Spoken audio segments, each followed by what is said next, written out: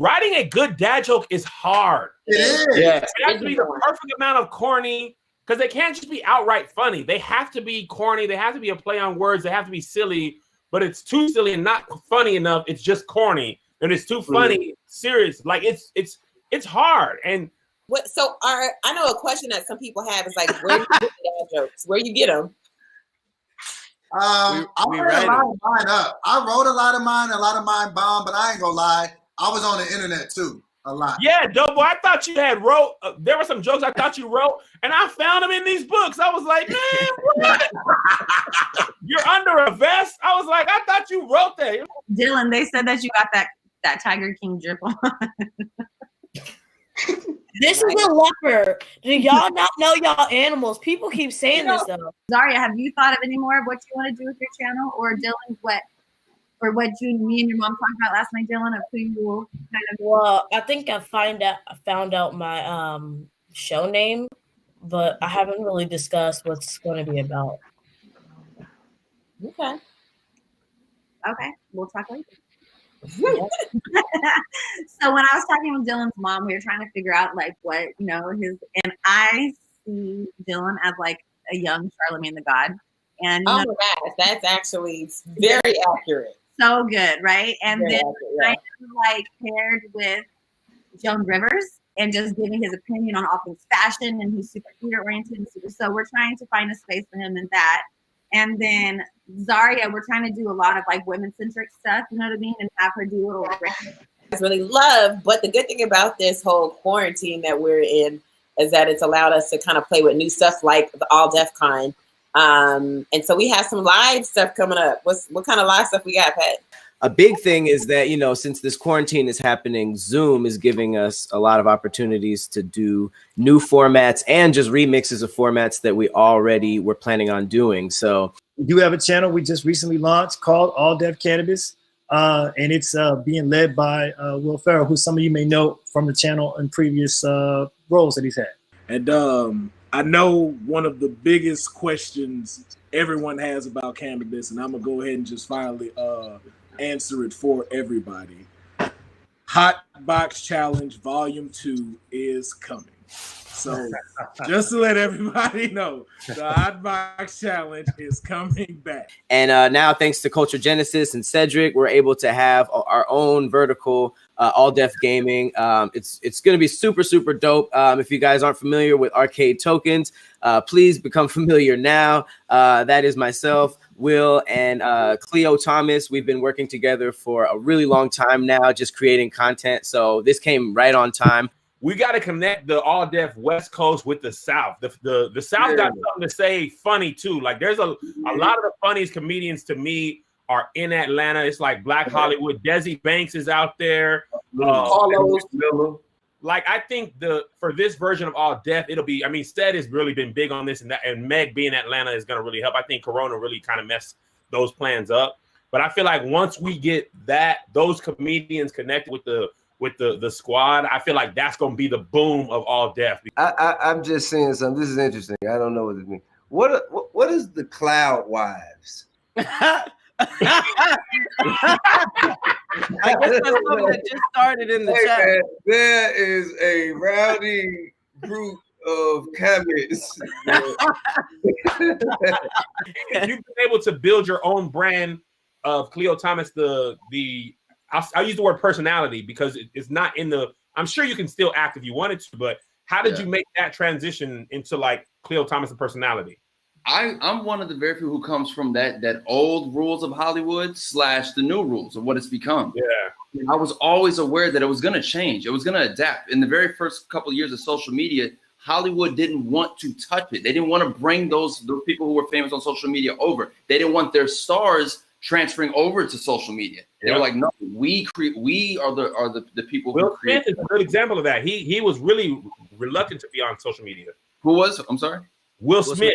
Will Smith. Listen, yes, the perfect one. But then you look at what the game had become. You got Rock. It's everything to him. It's the literal machine. Kevin Hart. It's the literal machine that pushes their films and any content that they're doing that goes into promotion. Will Smith had to come back and go all hands on deck to social media. And what I'm learning now is you have to believe in yourself and build your own things, even if you're part of a team, because at the end of the day, you still got to be able to believe into yourself. And I had to ask myself difficult questions like, why aren't you doing this? And I had to like be honest and say, I was afraid that I wouldn't do well on my own because I had done so well with others. What we was talking about? Y'all know I be high. What we was talking about? I can't. I got the corona. I got the blood. You don't know what they saying? You know what I mean? No, about being females in comedy. How has that been, and how has your transition to doing digital media been as females? Well, females in comedy, it's been some bullshit because these niggas know we go hard and they don't be fucking with us like that either. You know what I'm saying? So it's been a struggle all the way around, but we keep pushing on these hoes, you know what I'm saying? Because we ain't gonna stop. So eventually somebody gonna let us in. But no, it's difficult because, you know, in most jobs, men are the dominant ones, and it is a lot of men. But when you get on stage, funny is funny. So we kind of equal. When you're better than them, they won't help you out because, you know, don't nobody want a girl to be better than them. Like, you know what I'm saying? Especially in the game we at. It's like me and Precious going to the hole on these niggas. You know what I'm saying? My favorite Doughboy thing is this whole thing. Hey, what's up? I'm Patrick Cloud, and I am here to tell you why strawberry Pop-Tarts are the best Pop-Tart. No. I love no. Kev, you laughed at a lot of stuff, but I bombed a lot of stuff. I feel like a lot of times I was there because we just needed to have a female there because we didn't have enough representation sometimes. We didn't have a lot of women. The ADD is a boys club. It's mostly men. So that's why when you shine, when Precious signs, when Kamir or Kanisha and John Cia, I feel like we had to be very particular about that. Mm-hmm. But I'm gonna tell you why though. Great Taste was all of us because the company was like, we don't have money to pay talent. Y'all work here, y'all are in the video, and that's why it was the same people all the time. And we could get one person, we pay Tony or Cleo.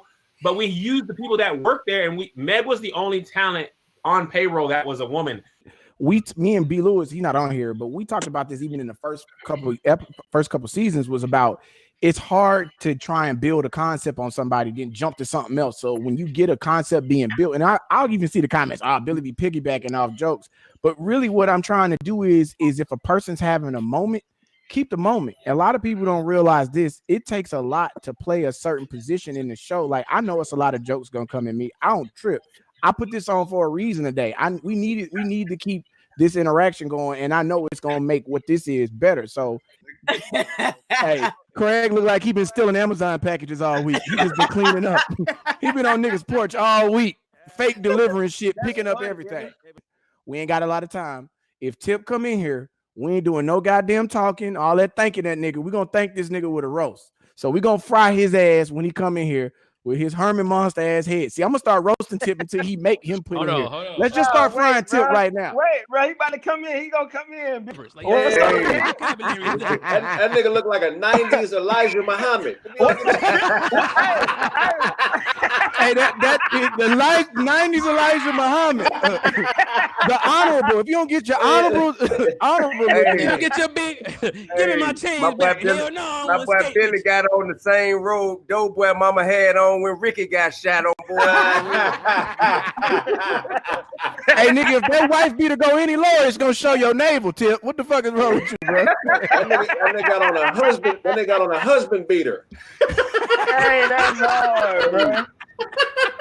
Hey, man. Billy look like somebody said his name 3 times and he hopped fresh off of his curl box. I would like to thank the constituents for bringing me on this live roast authority. Hey, listen, man. My boy CP looked like he shake 2 of his teeth together like this when he waiting at the bus stop. Hey, T.I. built like he on free lunch right now. 15 days. I'm in moving around now. You know, But how many motherfuckers ain't leaving the house at all, like for nothing? No, I'll be out. Nah, I gotta leave the house, nigga. I make a reason to leave the house every day. My wife, she started to catch on to that nigga want to wear a dress and spin in the middle of the street with nobody watching. Fuck out of here. I'm working real hard on wrapping this up, but y'all keep making me laugh. That nigga Pat been saving his money for a Jody Watley feature on his album. Oh, God damn. All right. We're going to get up out of here. I'm bobbing like a